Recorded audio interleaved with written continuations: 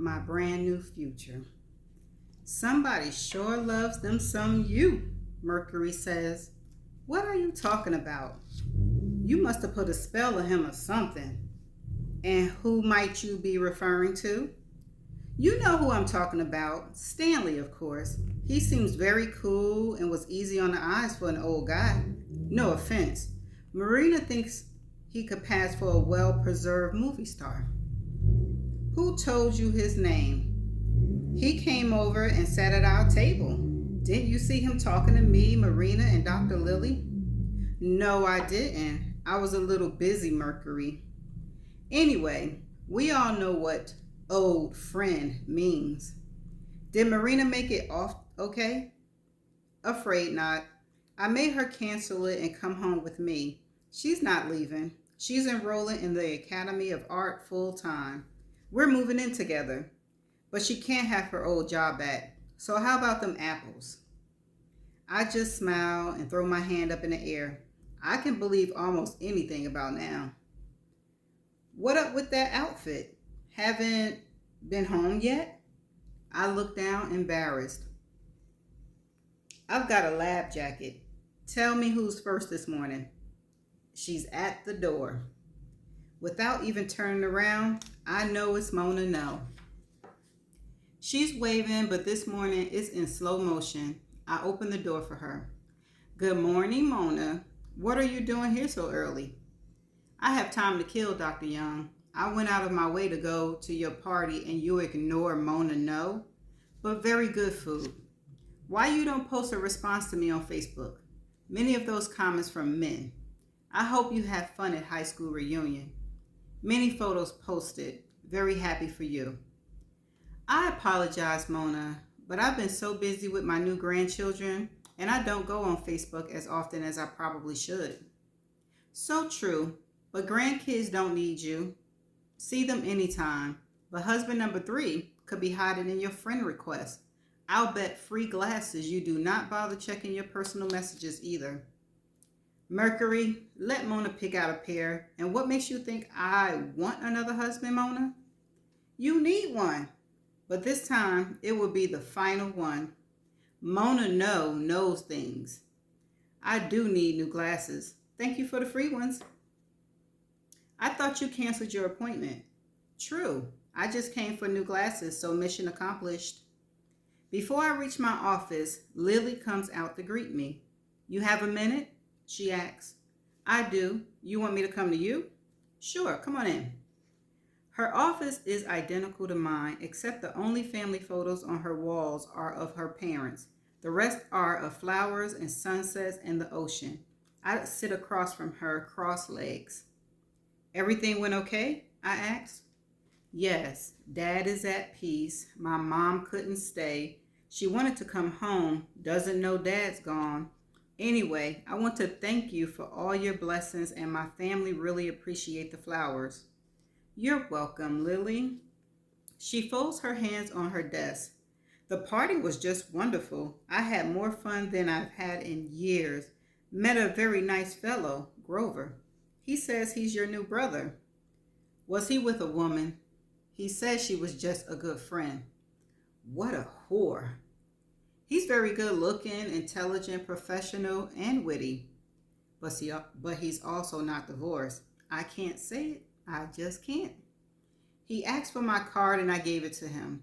I'm sure you'll be hearing from him soon. I have already, she smiles. I haven't seen this smile before. So you and Stanley go way back? We do.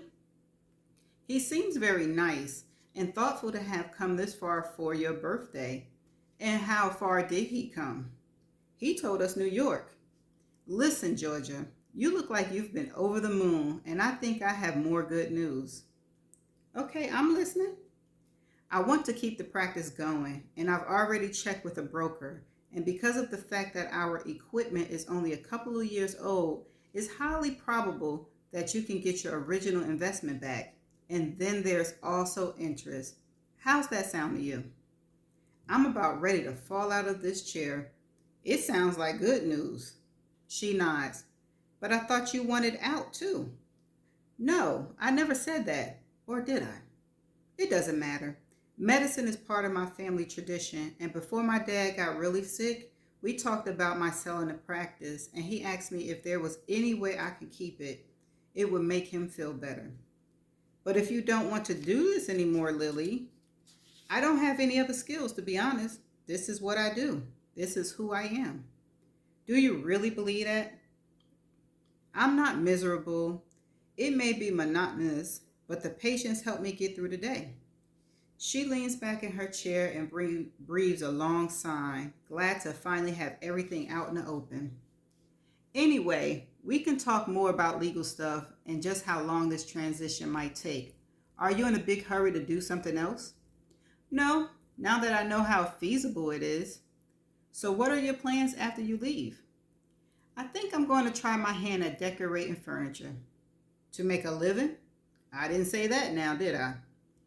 You don't have to. I get it. How long have you been doing this? And why haven't you shown me anything? I haven't had much to show until lately. Cool. Maybe one day if you ever invite me over, I'll get a chance to see some. Hint, hint. You just took the words out of my mouth. We're overdue, and if you like something, it'll be a parting gift.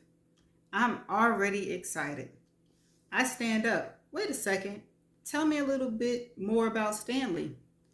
All I can say is he feels like a dream come true, and I'm still a little afraid to put all my trust in it. Well, at least he's real and not married. You don't know that? Oh, but I do. Really now? Just so you know, Mercury's already done a background check on him. He's good to go. What? Apparently, Marina told him to do it. She's the one who did my background checks. She's very good at it. Anyway, they both think Stanley's a keeper. I can't believe he's really been up in fucking outer space, and now he rebuilt houses and run down neighborhoods? How fucking cool is that? Very fucking cool, I say, mimicking her. I can count on one hand how many times I've heard Lily swear, so maybe therapy has finally loosened her up. I think you should get on over to your office. I didn't mean to talk so much, but I thought this would make your birthday even better. Now go. When I open my door, the office smells and looks like a florist shop. I can't see my desk or chair behind it. Mercury runs in and stares at me like I'm in a trance. And of course, he has his iPhone in one hand videotaping for Marina. And then finally, he snatches the card out of my hands and rip it open and started reading. Miss Georgia Peach, I choose you. Been a long time coming. Hope to see you soon. I say yes, and I hope you will too. Love, Stan. Mercury falls backwards into the door. OMG. LHMINNW. Hold on. I know the first two, but what's this INNW? If not now, when? Enough said. Back to work. Hey now. And out he goes, and I'm drunk. Okay, Stan. I need to do something to ground me, bring me back to reality. So I call my daughter. I don't even know which one until I hear Estelle's voice. That was some party, Mom, she says. That it was, I say. But how are you doing? Seriously. I'm in a daze, to be honest. If it weren't for the kids, I'd sleepwalk my way through this tunnel until I come out on the other side. This is hard because I'm feeling the exact opposite. Like I'm in a hot air balloon, but my daughter's feelings and what she's dealing with are real. I don't want her to have to go through this alone. I know, baby, I say, picking up a pencil and batting it against my keyboard. Would you bring the girls over this weekend? Or I'd be happy to drive over for a visit. I'd rather come there. This place is a mess. How about the three of you spend the weekend with me then? That sounds like a plan, Mom. Aw, Estelle is going through it. I look at the clock at 1. Stanley should be landing. At 2, I think I'll hear from him. At 3, I decide to call him, but it goes straight to voicemail. By 4, I wonder if this was some kind of fucking game he just played on me.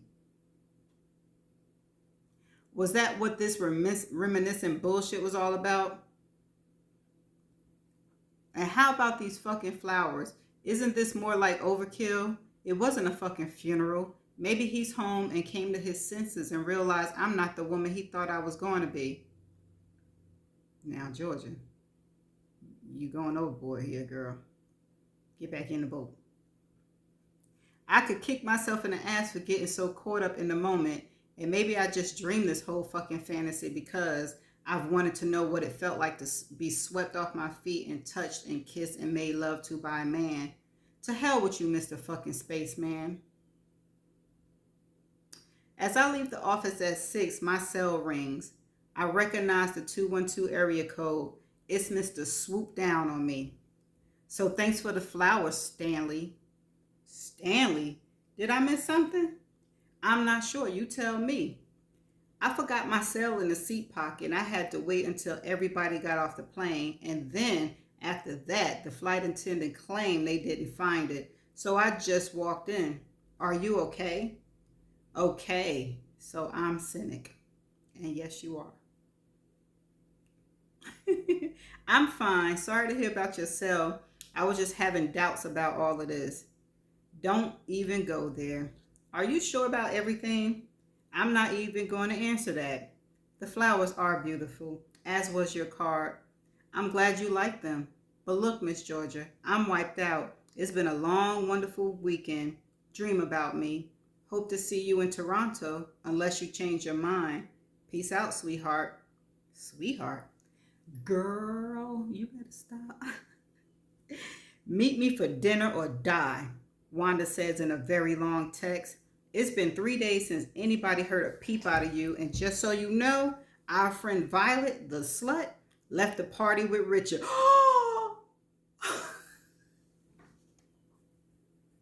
Violet is off the chain. She first slept with Abraham, now she's sleeping with Richard, which is Georgia's daughter Estelle's husband. Oh, they belong together anyway. Is Stanley still here or something? I call her back. So, I tell her about Lily buying me out. That's great. That's one down. Get to the juicy stuff, would you? And then I go and tell her almost everything. Well, this is undoubtedly the most gratifying 5-course meal I've had in years.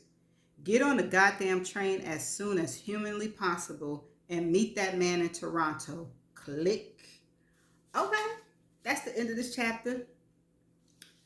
Georgia was like, don't be playing with me. I ain't got time for that.